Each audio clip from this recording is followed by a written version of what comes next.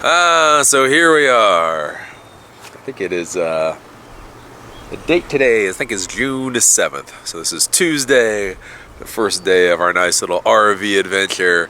And I figured we'd do a nice little Let's Live wandering around this. I think it's Mountain Pines Campground to show you folks what RV parks are really like.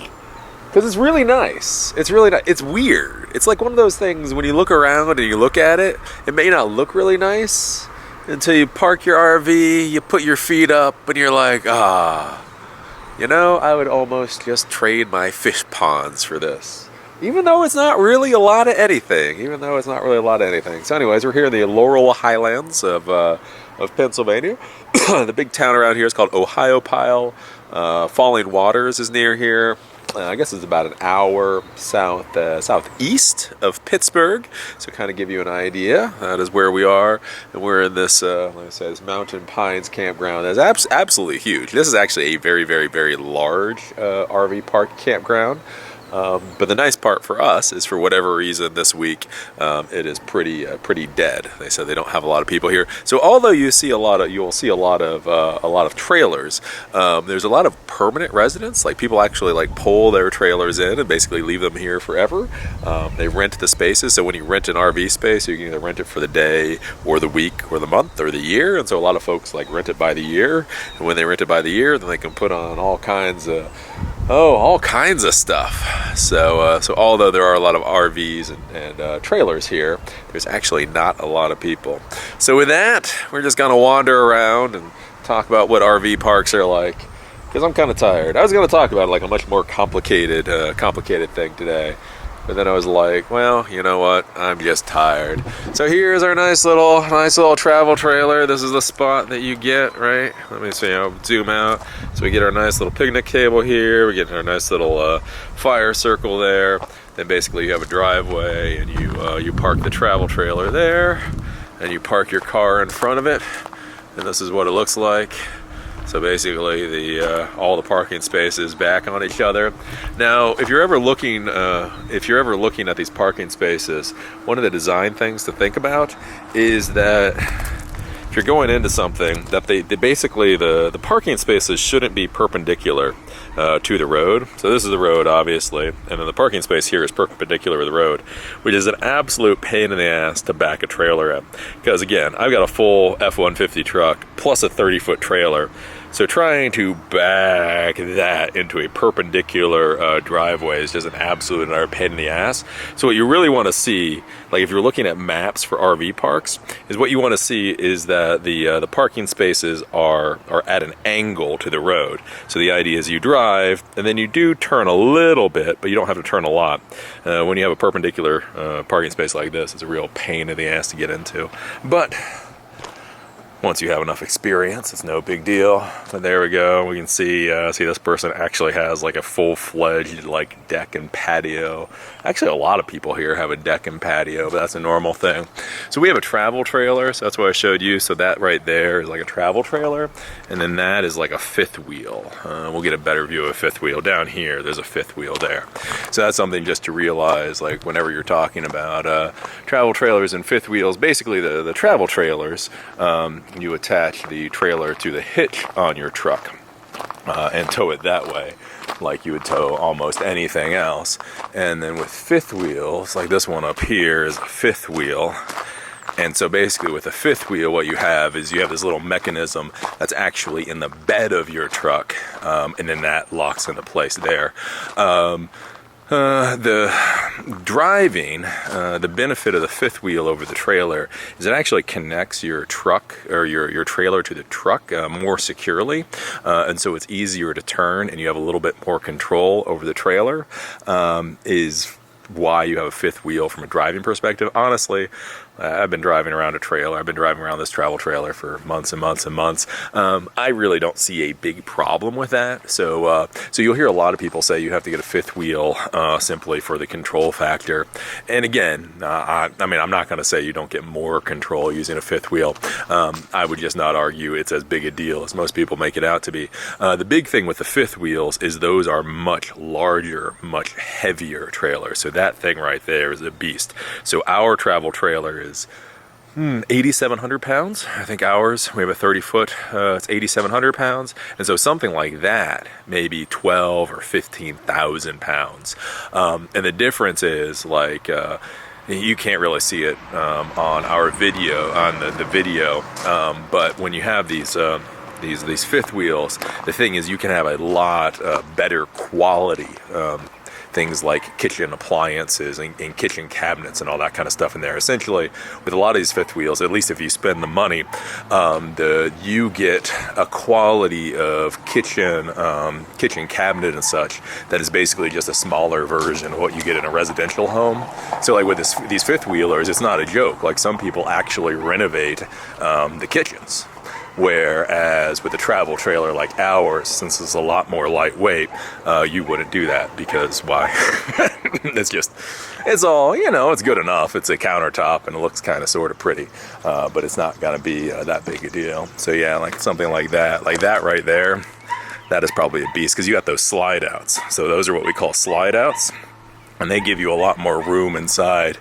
But when you look like a fifth wheeler like that, with 3 slide outs on one side alone, I mean, that may be up to something like 18,000 pounds or whatever. And so that's when you're talking about trucks, right? So that's where, like with Ford, I like Ford. I don't know, somebody was saying crap about Ford. I don't know why you would. Ford F-150, I have owned that F-150 for a year. I absolutely and utterly adore the F-150. So man, don't be talking no shit about F-150. Again, I don't know, maybe the old F-150s were worse, but I've got a 2015 F-150, 4-wheel drive, kitted out for hauling the trailer, and that is just a beautiful, beautiful, beautiful vehicle.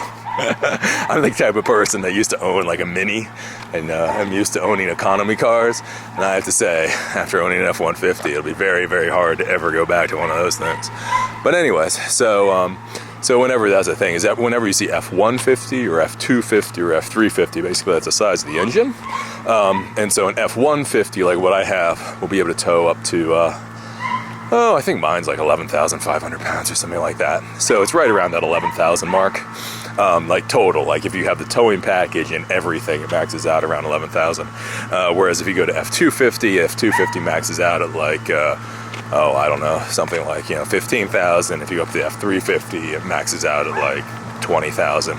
So if you're out in Texas, so let's say you're out in one of these country areas and you see like one of these pickup trucks that essentially they're towing a semi trailer, like you'll see that every once in a while. Like you go down to Texas and folks will be hauling semi trailers, and so that might be like on an F-350.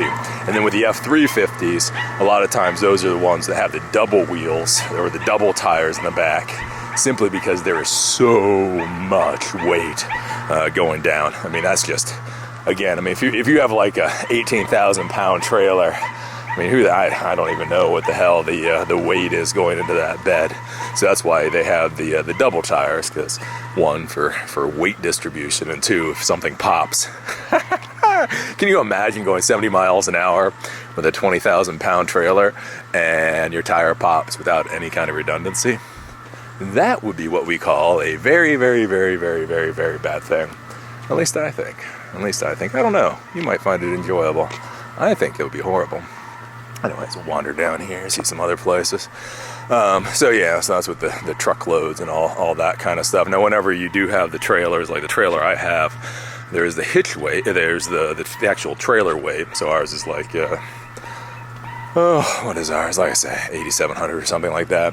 And then you have the hitch weight. And so the hitch weight, if you look at the trailer where it actually connects to the truck, the hitch weight is the weight going down on the hitch. And so you have to take a look at what that is. I have no idea what ours is. It is well under what we need. But those are the two weights that you have to worry about. So sometimes you can tow a certain weight, but the hitch weight can only be something else. And so you run into some weird problems like that. But yeah, I can go down here, see lots of different types of trailers, types of options here. Again, these have more permanent residents than I think I've seen almost anywhere. They have lots. Again, they have lots of these things with trailers. They got the nice little golf cart thing going on. There's a really, really, really old fifth wheeler. And then these are funny. These are like the small houses. So these are kind of like the mobile home, like the tiny mobile homes. So these things, I think it's Knopf or Kropf. There's a company that makes them. Does this one have it? Anyways, there's a popular company that makes them. And something like that costs like and that one's a Breckenridge. But something like that would cost like $45,000. And so what people do is they buy something like that for like $45,000. They bring it to a trailer park like this, a mobile home park like this, or whatever, the RV park like this. They plop it down, and then they have their nice little vacation home. And again, the reason they do that is the price goes down substantially, depending on how long you have your lease for. So basically, the most expensive is if you do it nightly. So if you do it nightly, you know, it'll be anywhere between $30 to $100, whatever.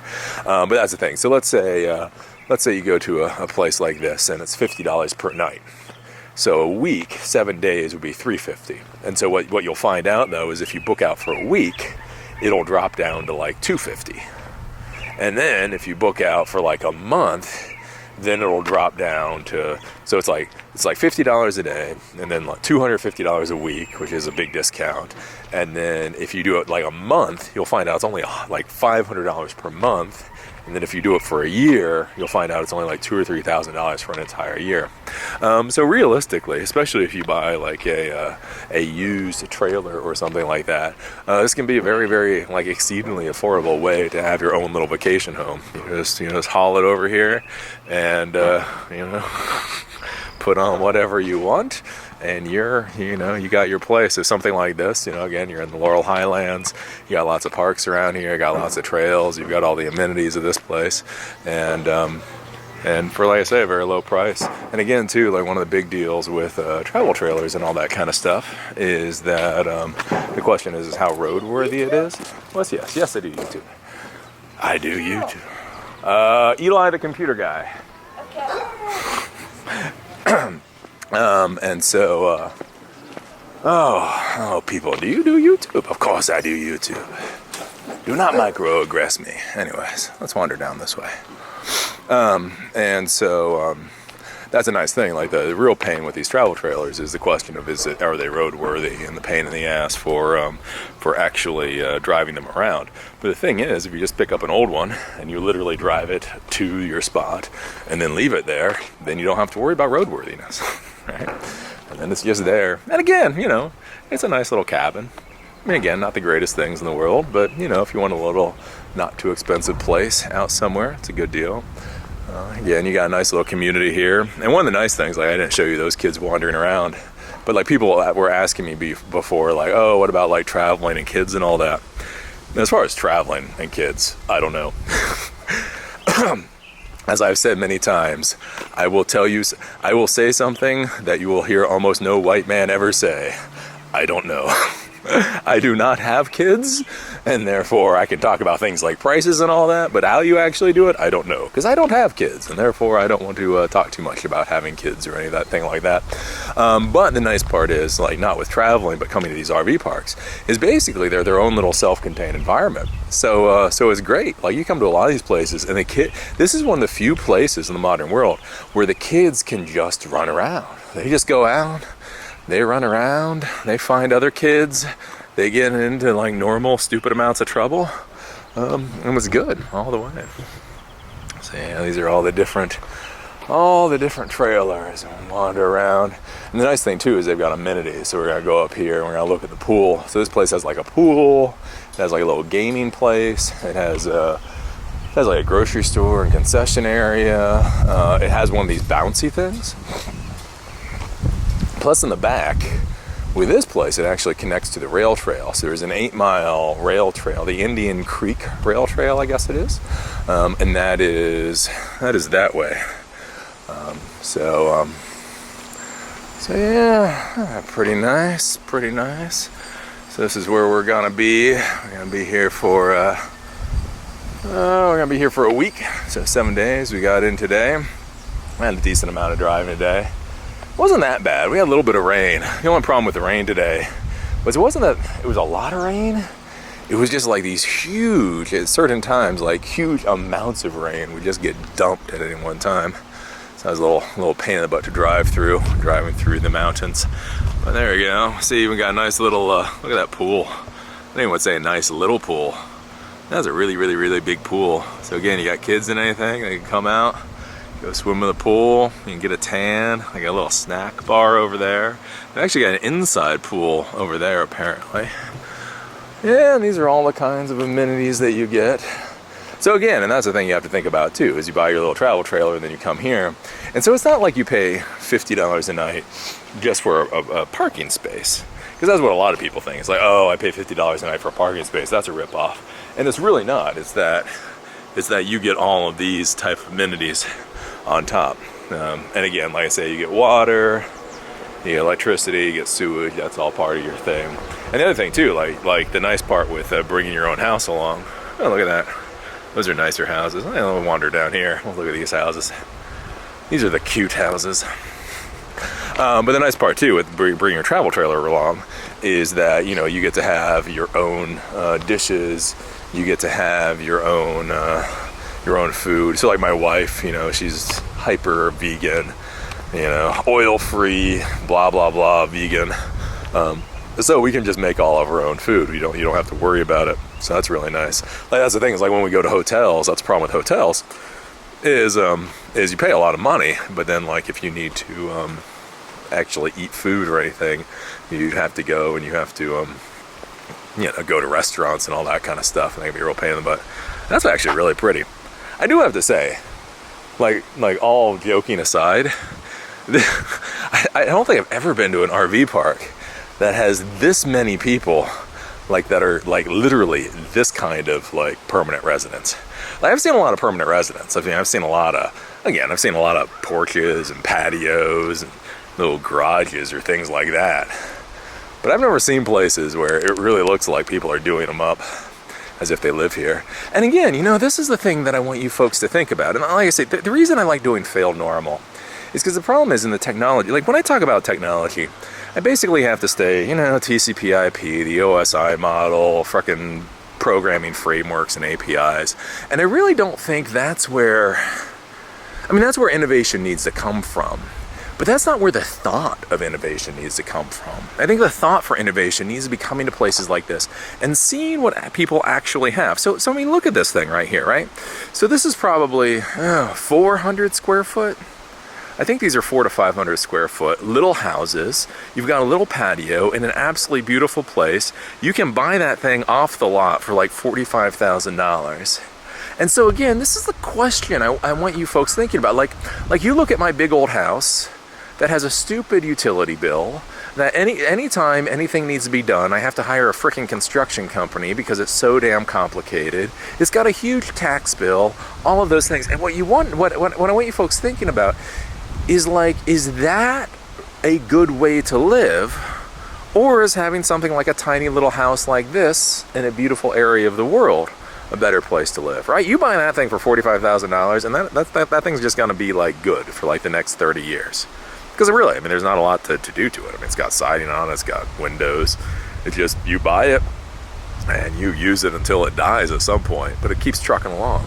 But that's the thing, like, I think that's kind of cool with coming to areas like this, is you can look at these kind of things and like really think, like with the modern world, how are we doing things? And you can actually see how things work and operate. So like even here, like there's the golf cart, and you can see the golf carts over there, right there, right? And so that's one of the things, like we talk about like personal transportation, and so everybody's coming up with these ideas for Uber and robotic cars and this and that and the other thing, and then you come to communities like this, and look at that. They have fully electric vehicles, personal vehicles, and they already exist, and they're already being used, right? It just looks like that. It doesn't look like a Tesla. And again, that's the thing to be thinking about, is like when we start thinking about electric vehicles in the city, especially if you're thinking about speed limits of 25 miles an hour, do we really need to be buying $75,000 Teslas or even $35,000 Teslas?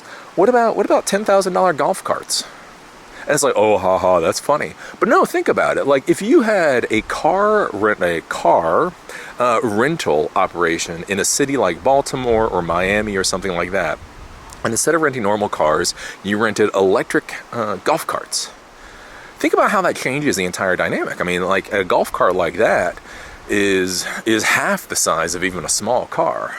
Like that's probably half the mass of even a Mini, right? It's probably like a quarter the size of my F-150. And so if they're half the size and they're a lot less expensive, and there's a lot of other things with insurance and all that kind of stuff, like what if you just had parking lots around the city and each parking lot had 20 of those and you could rent them by the hour? And again, doesn't that solve a lot of our personal vehicle problems that we're having? And you don't have to, again, come up with Teslas and all that kind of stuff. It like literally already exists and is already being used. You just have to take it from here and move it over to a different environment. Right? Yeah. But that's why I like looking at these things. Again, like when we were over in Cambodia.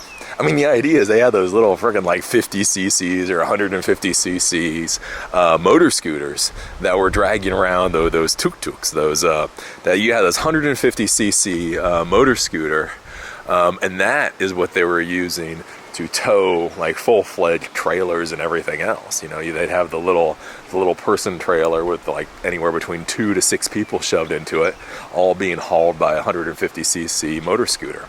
And again, you start to think about things like the city. Like if you needed transportation or if you need hauling, you know, instead of having a truck, instead of even having a van, what if these cities had little 150 cc motor scooters? And again, if you can get down to something that size and that low power, it's a hell of a lot easier to turn a 150 cc motor scooter into an electric vehicle than it is to turn an F-150 into an electric vehicle. You know what I'm saying? But anyways, these are nice places. This is truly, like no joke, this is above and beyond for these RV parks. I have to say, I have never, again, I've been to a lot of RV parks at this point in time. At this point in time, I'm like, I am an old hand at RV parks. And this is like above and beyond. Got the nice SUV golf cart there. Look at that guy, or this one. They actually have a little patio that overlooks Indian Creek over here. It's a nice place. That's a nice place. I was a little worried when I first came here. I was a little worried when again, that's like initially when you come to an RV park, you kind of get a little, or I don't know what you do. I kind of get that little snobby thing, like, oh, I don't know if this will really be nice. But there's something about it. Like once you park, and once you get your whole little trailer set up, or I get my whole trailer set up, all of a sudden there's just like a lot more relaxation. You're like, yeah, this isn't a parking lot. This is an RV park. But yeah, you got this. I guess this is Indian Creek right here. Very beautiful. Again, people fishing and all that kind of stuff. There's a trail over there. Let's go take a look at that trail. Oh, look at that. We got the inside pool. So again, not only do you have that huge outside pool, but you've got a nice indoor pool too. And apparently they have a jacuzzi. I mean, a lot of these places have hot tubs. But when they say they have hot tubs, you have to be a little careful with that. I've been in a lot of lukewarm tubs. I don't know what it about is with RV parks. Like maybe like people just don't use them enough, and so the RV park people don't care. But in RV parks, I've been in a lot of lukewarm like hot tubs. You get to the end of the day, you know, you've been hiking, you've been working out, man, you just want to relax your muscles, and you get in that thing and you're like, ah, what the hell? This is not fun. This is not enjoyable. What is wrong with these people? And so this is one thing. This is a big thing too you want to look at for when you're going to be choosing an RV park, is if it directly connects to like a national park or something else. Because that's what makes it nice. Like the less you have to drive, look at that guy just out there fishing. Just going out there fishing. Another guy fishing down there. No idea if there's anything to catch. But that's one of the things, is like the more you have to drive for everything, just like anything else, the more of a pain in the ass it is. So what's really nice, like for us, is we come here, and this directly connects onto the rail trail. I'm not sure what this is. I think the rail trail is up here. And so this is an 8-mile rail trail that we're going to be going up to in a second. Dum-da-dum-da-dum, right? And so what's nice is, you know, in the morning, my wife wants to get a little exercise. She can go out here, she can take the bike or whatever. Or since it's 8 miles, which means a 16 miles round trip, you know, we can either spend a day hiking or we can spend a day biking this. And it's just all like right here, all very nice. And so that's nice, right? Because again, And every time, in order to do anything, you gotta leave the RV park. It kind of sucks. Like, we were in Jacksonville, Florida. There's a really nice RV park down there called Flamingo Lake. And has a nice little lake and all that. But that was the thing. In order to do anything, you had to drive half an hour. And again, a great RV park itself, but when you gotta drive half an hour for like literally everything, that kind of sucks. Whereas this, I say, this is at least 8 miles. So again, if you're biking, again, 16 miles in a day is pretty easy. So you can bike up and then you can bike back and be done. But if you're hiking, you know, you do 4 miles one way and 4 miles back, so that's 8 miles. And then you do that same thing. So again, if you're a hiker, you know, this could be 2 days of hiking. And again, this is beautiful. I mean, this is as good as, you know, any kind of trail that you want, right? It's not like, oh, we're gonna be going on the trail behind the RV park. I mean, if you look at this, I mean, this is a normal rail trail. Believe me, I've hiked on much worse rail trails than this, right? So that's one thing you want to be thinking about with the RV parks is like, what are they adjacent to, or what do they connect to? Like in this area, there's another rail trail. And so one of the RV parks I looked at, it was across the street from that rail trail. And again, that's something that you really do have to think about, like when you're looking at RV parks. Because when you're looking at the map can really screw you up. You know, it's like, you have an idea of distance, but it's really easy to just get confused as far as distance is concerned. So you look at the map, and you're like, oh, I'll pick this RV park because it's close to everything. And you don't realize that close to everything is, it's not quite what you think it means. Like, so like one of the issues you run into, especially in areas like this, is if you're 20 miles away from something and you're used to interstates, right? 20 miles of interstate driving basically is 20 minutes.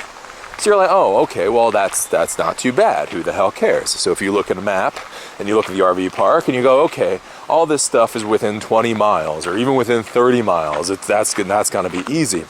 Well, the issue is again, you're out here in the country, and the country, they don't got interstates everywhere. They don't even got highways everywhere. Believe me when I say, you would be surprised how many 25 and 35 mile an hour roads they have in places like this. And so if you're like, ooh, I picked this RV park because it's within 20 miles, you may find out instead of being a 20-minute trip, which honestly, when I'm taking a vacation or traveling, that's a pain in the ass, but hey, whatever. But instead of being a 20-minute trip, it's an hour trip. And again, I mean, just for your own leisure, I know a lot of other people don't complain about commuting. But again, I don't understand the point of commuting. I think commuting sucks ass. Like, I want to max it like 20 minutes. So like when I come to a place like this, I want to go 20 minutes to one place and 20 minutes to another place and 20 minutes to another place. I don't want to be driving an hour. I don't want to be driving an hour and a half, because then it's just a freaking commute, right? And so that's what you have to think about, right? So you come to a place like this, you go, oh, all that stuff's within 20 miles. You then find out the speed limit is, 35 miles an hour between where you are to where it is. It ends up being an hour. You get stuck behind a coal truck or something, especially if you're in West Virginia. And then all of a sudden, basically you spend 2 hours driving on what is essentially a commute. And, it just kind of ruins the experience. Because again, as I tell with everybody, and everybody ignores this fact, is again, you can only deal with so much stress in life. Right? And it doesn't matter where the stress comes from. It doesn't matter whether the stress comes for a commute from work or the stress comes from a commute on your vacation. So, look at that. Look at that birdie. That's actually kind of cool. Let's see if can I zoom in on that birdie? Where are you, birdie? Where is the birdie? It was moving before. It's like right there. Like, I see it. How do I, it's like, I see it. Is it there? Oh yeah, see, that's the bird. Can you see that bird? Look at that little guy. He's just kind of like chilling, just kind of like hanging out, like, hi, I'm going to run around so you find out I'm here. I'm not actually going to go anywhere. I don't know if he's hurt. Is he hurt? Because some of them do this, like grouse. And what they'll do is they'll act hurt, and then when you get close to them, they'll fly away. And the concept is they're trying to lead you away from their nest. Oops, did I lose them? It's so hard to see. Like, I can see them. Like, with my eyes I can see them. but trying to, God damn it. Anyways, but, so yeah, it's kind of funny. Like what they do is they act hurt, and then you follow them. Then once they get far enough away from their nest, then they'll take off and fly. The only problem that I see with that particular habit, as far as humans are concerned, is ironically, most of the time, I wouldn't notice the animal until they decide to move. That might be a good life lesson too. It's like I'm just walking by and I don't notice the animal at all until it starts pretending to be like injured or whatever, and then I see it. And then I think most of these animals don't realize that humans have things like guns and bow and arrow, and so they don't actually, you know what I'm saying? It's like, oh no, the bird is 10 feet away. Bang, bang. Oh, I'm eating dinner now. But anyways, so yeah, this is very nice. I do have to say I like this. I have to like this, right? So yeah, we will be here. We will be here a week. We'll be here a week, and I'm happy because it looks like it has good bandwidth. Yeah, look at that. Oh, see, isn't that like a great place to live right there? You got your nice little house. You got your patio right on the water. You know what I'm saying? You know, this is what, like I say, like when you see things like that, you see things like this is where I say, this is why I get so pissed off. This is why I get so utterly infuriated with all these yak asses in the world that just complain about existence and say all the world sucks and all the world is horrible and there is nothing good and I'm just some smart ass or whatever. Because I mean, you just look at that. Isn't that idyllic? Isn't this idyllic? And again, this is real. Again, that's why I do these Let's Live videos, to show you, look, this isn't simply me talking about it. This isn't like, oh, I once saw a rail trail that was very beautiful. It's like, this is the actual rail trail. It's a very nice thing. You can come, you can walk, you can bike. You got a creek beside you. Good stuff here, good stuff. But so many people nowadays, they just want to think the world is a horrible place. And that's the thing, is they will cling to the concept of the world being a horrible place, come hell or high water. They're like, I will not believe you, Eli. There is nothing you can do, Eli, to convince me that the world is not horrible. I was like, well, I don't know what to do then. Because that's the thing, right? The world is a huge place. And so, you know, the crap going on in Syria, you know, the crap going on in a lot of places in Africa, the crap going on, frankly, in a lot of places in the world is really horrible. And we should understand that those things are happening. And we should do what we can, if we feel that there's anything we can do, to try and help in those situations. But we shouldn't be so hyper-focused on them.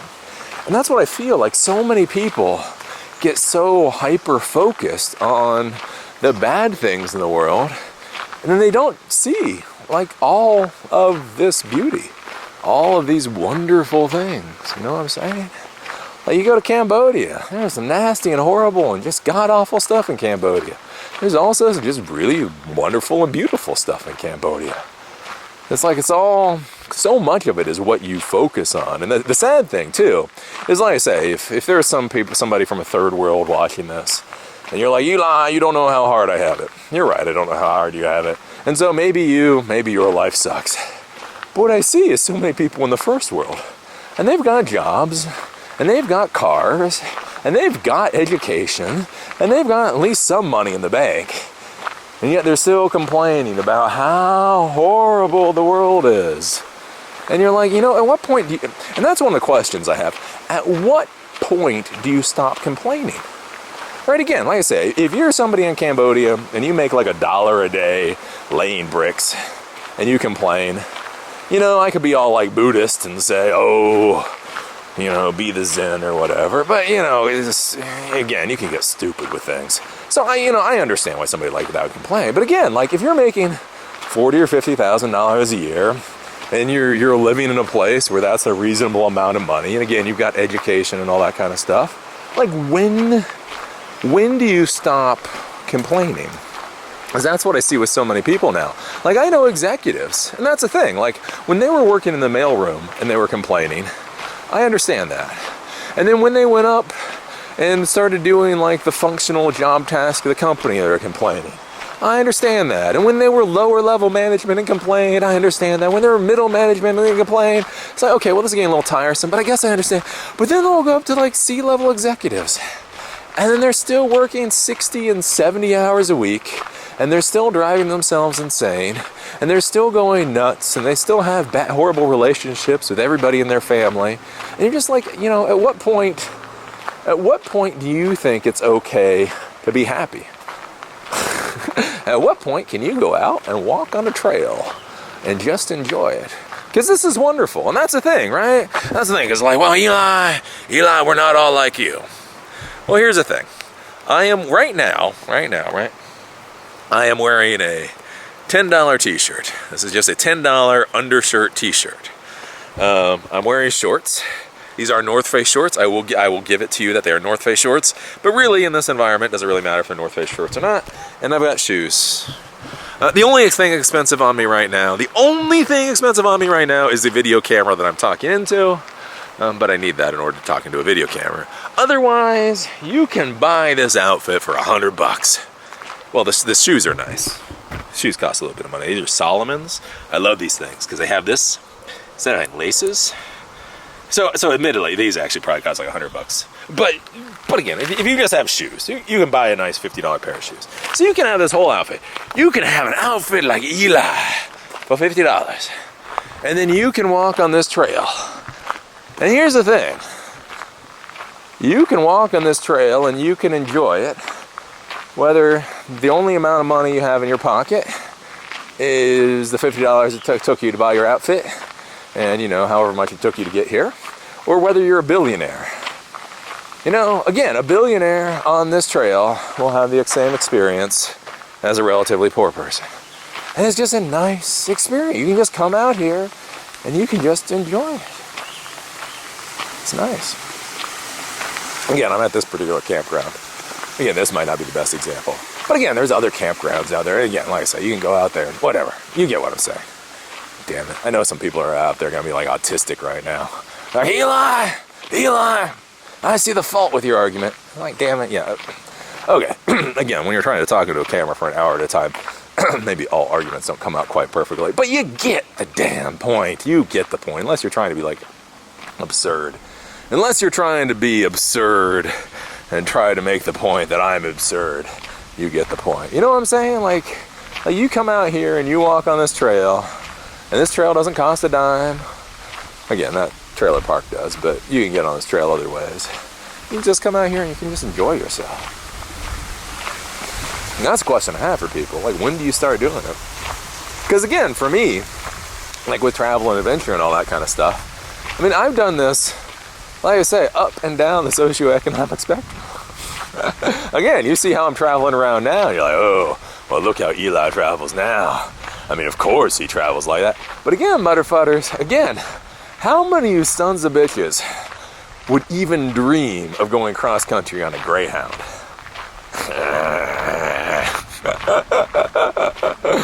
I have gone cross-country from Baltimore to San Francisco by way of Texas on a Greyhound. It was like $100 ticket. And it was still too damn expensive. Let me tell you, it was still too damn expensive, right? But that's the thing, right? So like, when are you going to do it? When everything is perfect, Eli. When everything is perfect. But anyways, this is absolutely gorgeous. I like this. So this is the Laurel Highland. Like, you know, like the Laurel Highlands in Pennsylvania, it's like one of those words you hear, like, oh, the Laurel Highlands. You should go to the Laurel Highlands. Like, yeah, whatever. What are those?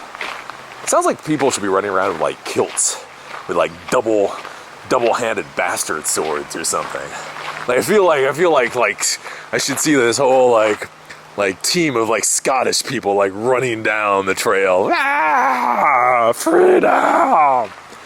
Anyways, all these people talk about the Laurel Highlands before, and really, I didn't know anything about the Laurel Highlands until we came through here on the way back from Seattle back last November. And then we heard about it, and it looked pretty enough. So coming back now, it's like, wow, this is a really nice area. So, and that's one thing too, like when you start looking at the East Coast states, if you're looking at things to do, you do have to look at all the parks and all the trails and all that kind of stuff. Because again, like in the West Coast, like a lot of places like the national parks, they're just huge national parks. There's huge national forests. So you kind of focus on the park and the forest. You don't really worry about a lot of the other stuff around. The one thing about the East Coast is like there are like state parks around here, but like so many of the activities are kind of things like this. So like, I guess this is a park, but it's like a long, narrow park. Like the park goes from like where that creek is to, I don't know, like 50 feet that way or something. And so there's like houses on either side where there are houses. But this is a park itself, and so it's 8 miles. And so that's one thing to be thinking about, like when you go, you want to travel or vacation or whatever in the Northeast, is you may look at an area that doesn't look like it has a lot of parks or has a lot of things to do, and it's not going to be like that big-ass national park. It's not going to be like the Grand Canyon, where it's one park that's, 1,000 square miles or something. What it may be is a few small state parks, and then a lot of things like these rail trails, right? And again, this is beautiful. This is pretty. Do I really care if this is a national park or not? Right? Again, especially if I'm hiking, 16 miles. Again, walk out, do an 8-mile hike one day, do an 8-mile hike the next, and go somewhere else. This is great. This is absolutely beautiful. That was one thing I was talking with my wife about that. Like I really didn't realize how much I took the green of the Northeast for granted. So like, again, I've spent most of my life on the Northeast or the Midwest, right? And so this kind of thing is very normal here, like lots and lots and lots of, basically, unless you cut all the trees down, you create a farm or a subdivision, this is what nature looks like here. And it was interesting over the last year, a year and a half, I guess, since we started doing the traveling. Like, it really didn't hit me how not lush most of the world is, or so much of the world is, right? So, like you go out west, and like you go to like Nebraska, like if you go outside, when you leave Denver, I swear you drive days where all you basically see is cornfields.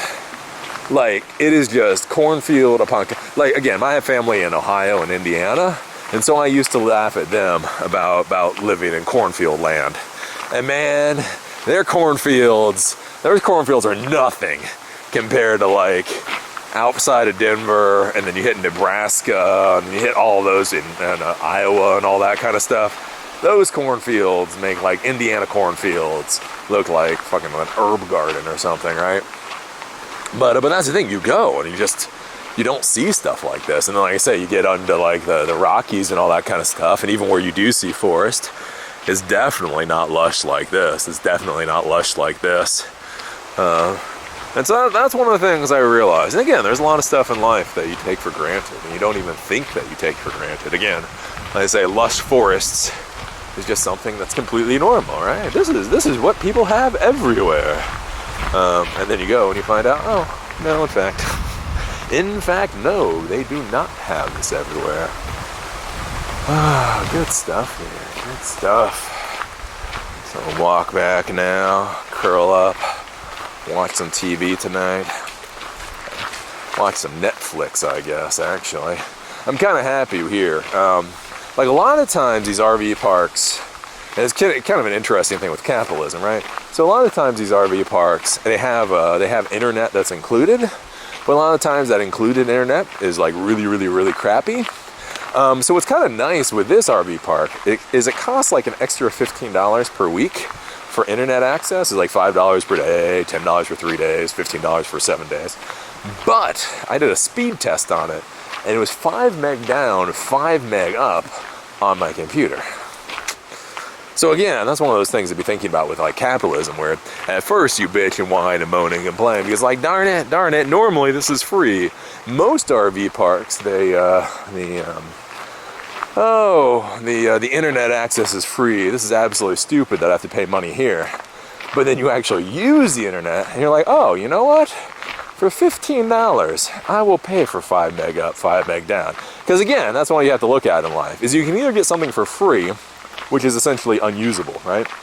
So I have free internet access here, and you get 500 kilobits per second, which I see a lot of times upload speed. That basically means I can't upload any videos, which means although the internet access is quote unquote free, it's essentially worthless, right? It's like, yep, I can pull an IP address, yay! Whereas with this one, look at all that.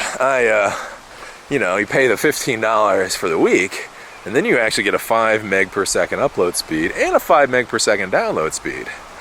So at the end of a long day, after I hop in the jacuzzi, I can then watch my Supernatural on Netflix. So Supernatural is the latest show I've been watching on Netflix. I don't know if you guys or you folks out there watch Supernatural. I really have fallen in love with Supernatural. I'm up to the 6th season at this point. Supernatural kind of started a little weird. Kind of think like with a lot of these shows, they have like no budget and they don't really know what they're doing. But then like as the seasons progress, they really do kind of get into their rhythm. And I really have to say, I'm a huge fan of Supernatural right now. And Supernatural is like one of the very few like sci-fi or whatever shows that I've seen that both can act hyper serious and can be tongue-in-cheek, like depending on the episode. So like in one episode, they'll be like, Sam, this is the soul you're talking about. This is your life and existence and your soul being flayed and all that kind of stuff. And they'll be like hyper serious. And then like the next episode, they'll just do something like as goofy as hell. And it all just kind of goes in the storyline. Like they don't like break character ever. It's just like, yeah, this is its own weird little goofy thing going on. And you're like, okay. I don't really understand what's going on, but hey, it's all good. It's all fun. So if you have not seen Supernatural, I give Supernatural a thumbs up. Like I say, I'm up to the 6th season. I think they're on the 11th season right now. And I really do like it. I like it when the Archangel, Cass, I think it really started getting good when Cass showed up. I don't know why it is. He's like this, is he an archangel? I don't know, he's like some angel guy. And he has like, he's not the main character, but he's like one of the secondary characters. And there's just something like, I don't know, like when Cass showed up, it really brought something to the whole show. And then when, it's not the Lucifer guy, it's not Lucifer. It's when, what was it? He's the Crossroads demon. He was the guy, he was the evil guy in Leverage. He's kind of like the short, like Irish guy that's kind of like half bald, but then got like a fuzzy beard going on. But I don't know, you get Cass and that weird Irish guy in the whole mix. And it's just, I don't know, it's just great. It's just hilarious. Like, how many times do you laugh out loud while somebody is flaying somebody alive? Again, I mean, the fact that you can laugh while they're skinning somebody alive, this really shows something to the je ne sais quoi of that show. Not that I normally like a lot of violence in my shows, but that's one of the things, like my wife like really hates violence now.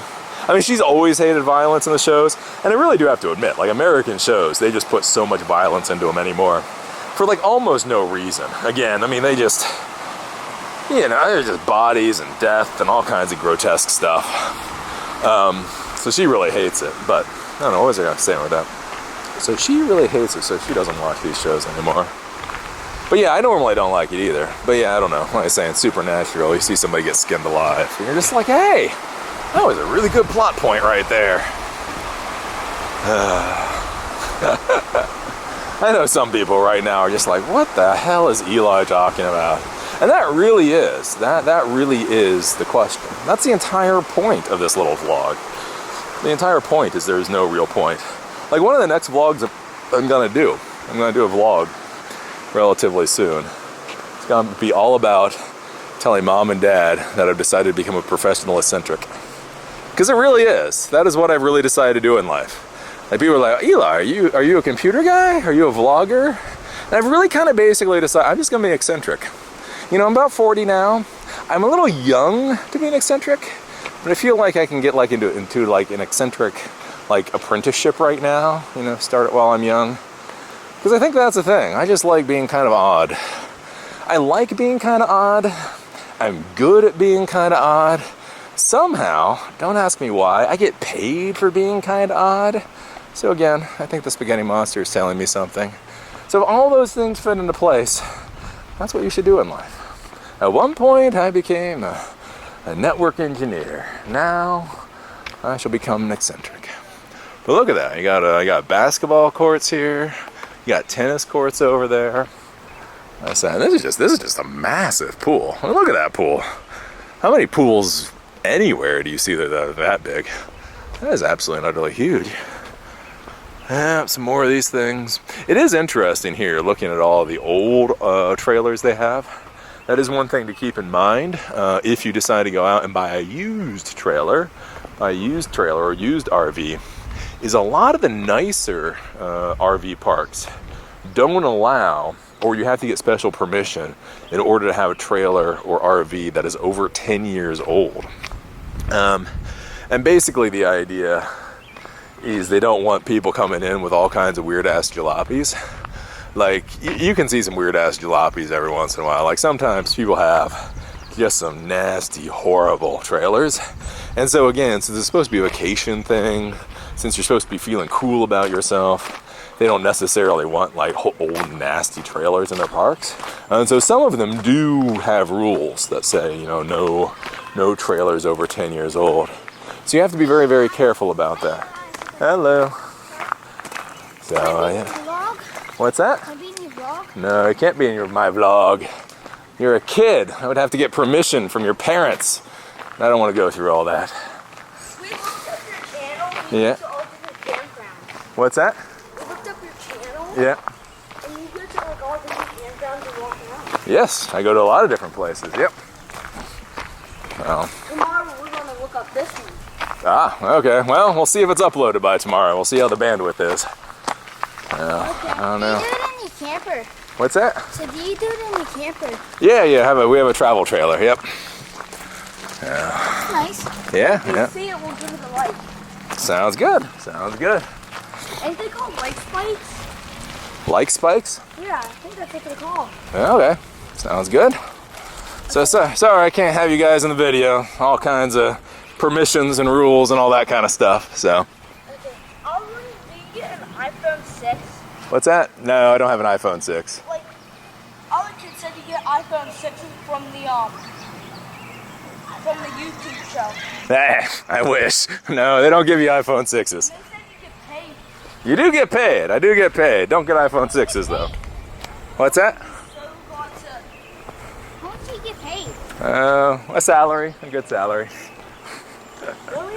Yeah. So, yep. People make good money off of YouTube. Yeah, actually good. Yeah, well, you can. I knew a 12-year-old kid who did it, and he was doing pretty well. Yeah. Do Minecraft videos. Apparently, that's where all the money is. If I was smart, I would do Minecraft videos. Yeah. Okay, let me wander. Let me talk to these people. They're probably like, "What the hell's going on?" Yeah. See you guys. Yeah. So anyways, that was a little conversation. Again, you have a video camera, and people come up and they start talking to you for some reason. They're like, "Hey, you have a video camera."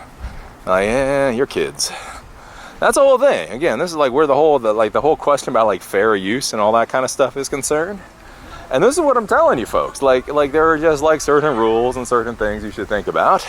And the reality is like you should just try to stay right away from things that might cause you problems. So having underage kids in my videos might cause me an issue. So therefore, I'm not showing you video of them because I don't want to deal with that issue. You can hear their voice because I'm sitting here yabbering away and they're coming up to me. And again, at a certain point, it just gets to a level of stupidity as far as legalese is concerned. But otherwise, I will leave them out of the video because the last damn thing in the world I need is them to show their parents, "Look, we're in the video." And they'll be like, "You son of a bitch. You son of a... These people, you allowed our kids to be..." And then it just all goes downhill very badly. That's unfortunately like, and that's the thing with like being an adult and being like a real professional, is that's the thing, is sometimes it's just, you just have to be a hard ass. Because you really never know how things are gonna go. So like I say, with them, talking at me as I point in a different direction. Again, there's only so much I can do in life to keep them out of the video. But again, like I say, if I showed their faces, and then, oh, lordy, like if their parents saw that, and their parents are like, I can't believe that 40-year-old YouTuber put my kids onto his videos, and like it can just spiral downhill very fast. So what do? Do you whine? Do you bitch? Do you moan, complain? No. You just basically keep the kids out of videos. You know what I'm saying? If you know it can be an issue, just try to stay the hell away from it, right? Yeah, look at all this. I have never seen like such permanent residents before in these RV parks. I mean, these people like really, like this isn't even camping out anymore. I don't want to say like, oh, these people camp out. It's like, this isn't even camping out. This is just like a whole little suburbia right here. But again, it's nice. And that's the one thing too, like with these RV parks, the thing about like if you have kids, is again, those kids are just running around. I'm admittedly talking to weird people, but they're running around. But that's the thing, like, you know, you come here and like so many of these kids, you know, they just get on their bikes and they can bike around. And you can see how big this place is. I mean, it really is big. And so they can just go and they can bike around. And you don't have to worry about them, you know, being on streets with fast cars. Again, yeah, okay. Maybe there are some strange people like me, but I mean, they're not going to be, probably not going to be horribly strange. And again, anybody in the park itself, they have the credit card information. You know, they have your credit card information. They have your license plate. I mean, again, if you're going to do something stupid to a kid in this park, you're probably not going to get away with it, right? And so like I say, you just have your kids and all that run around. It's a very nice thing. You can even have like your little pond. I was very impressed with this. I saw this and I was like, hey, you know, maybe we should retire in a nice little RV park. I mean, look at that. You can even have your own pond. And you know I am all about the pond. A little small. I'd probably do a little bit bigger pond. But again, that's funny. Like, I have never seen like a pond before. Anyways, it's a very cool place. Like I say, a lot more moved in. I mean, this is just like, I've seen some moved in places. This is a place.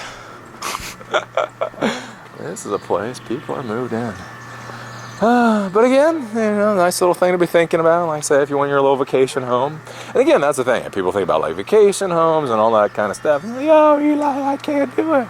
But again, like I say, I mean, you can see, and some of these trailers are old. Like, this place definitely doesn't care about 10-year-old trailers. But you know, you get a Jayco like that. I bet you that thing, if you bought that used, again, $5,000. In good shape would be $5,000. You know, $5,000, you drag it here, you put it there, you pay like $2,000 a year to have it, and that's your vacation home. And you're in the nice, like I say, a nice environment like this. And the other thing too, like with these trailers, is you may be saying like, well, Eli, you know, it must be nice. I mean, you have an F-150, but it's not like I can go out and buy an F-150. One of the things to realize with these trailers is I've actually talked with people, is there are services where people will drive your trailer to the trailer park you want.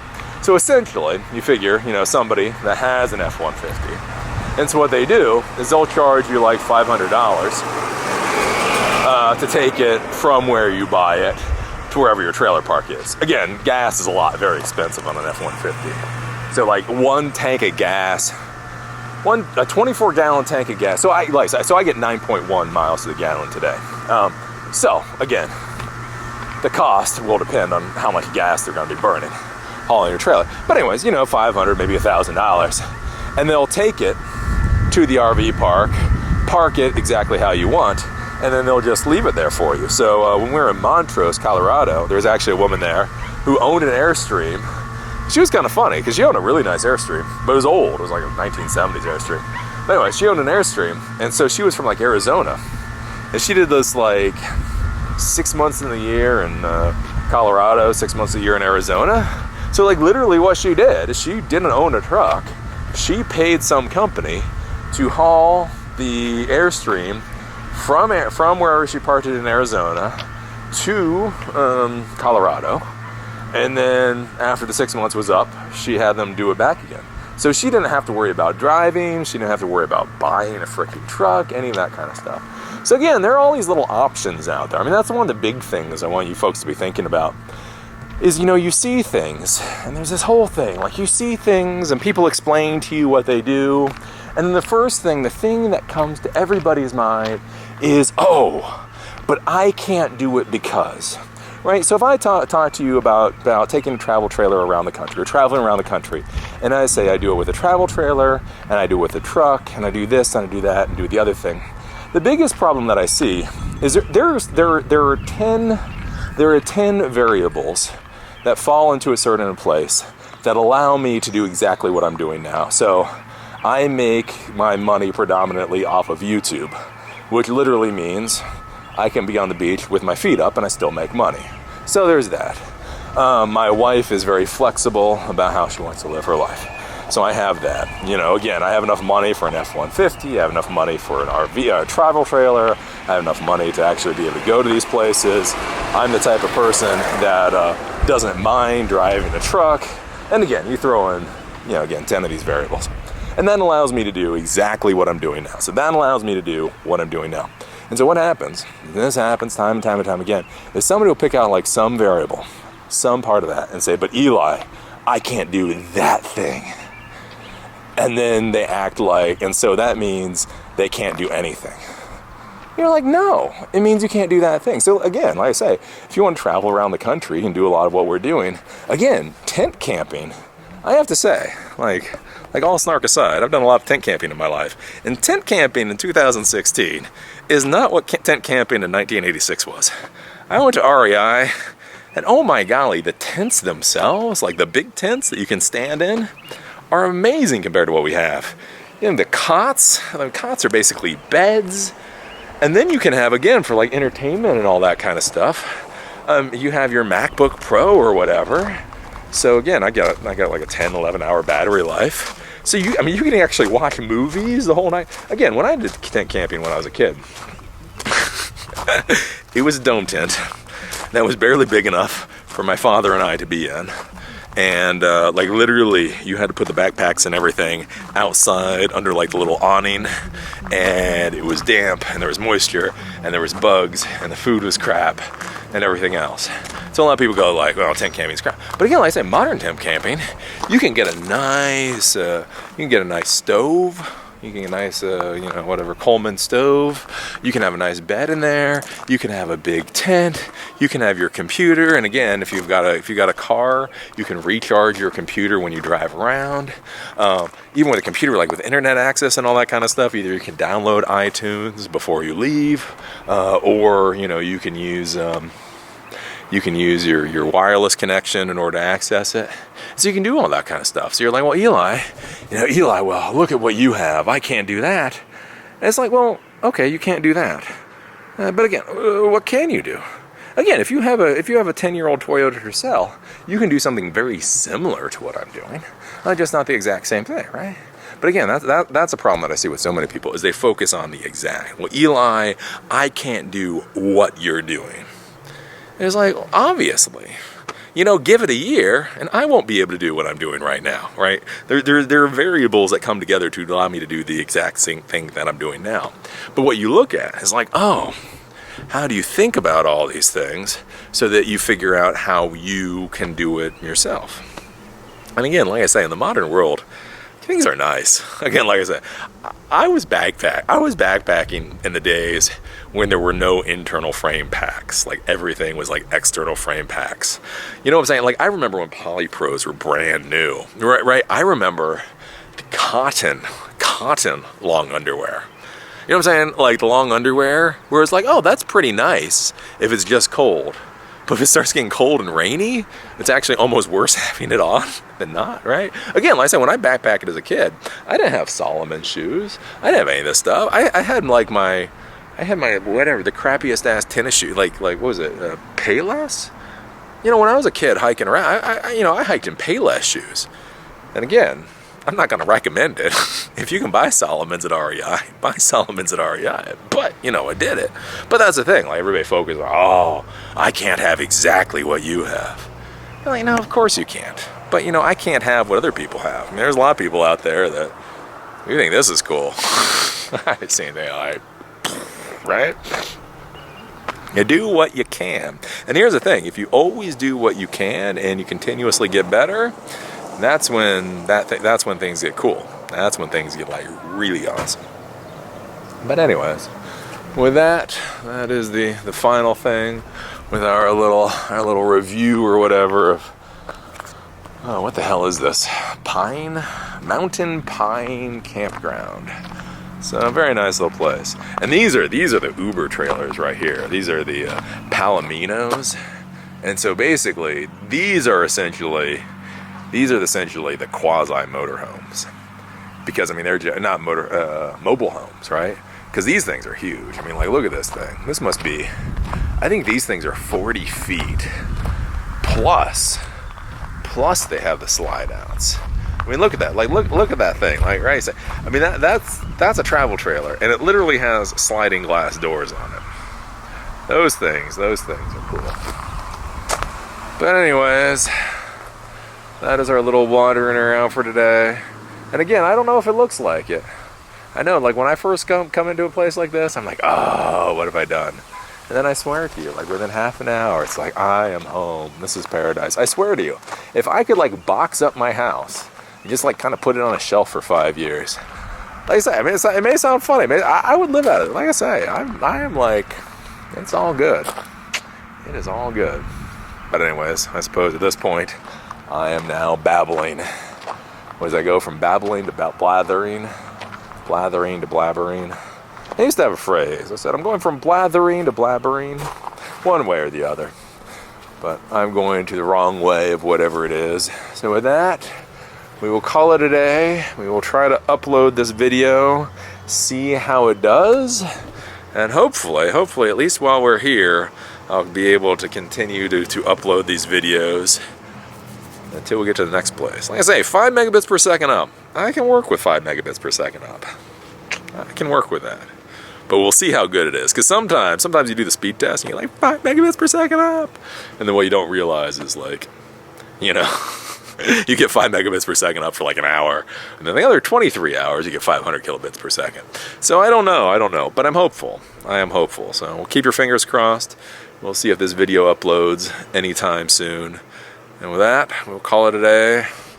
And I will see you at the next one of these videos, whenever the hell that is.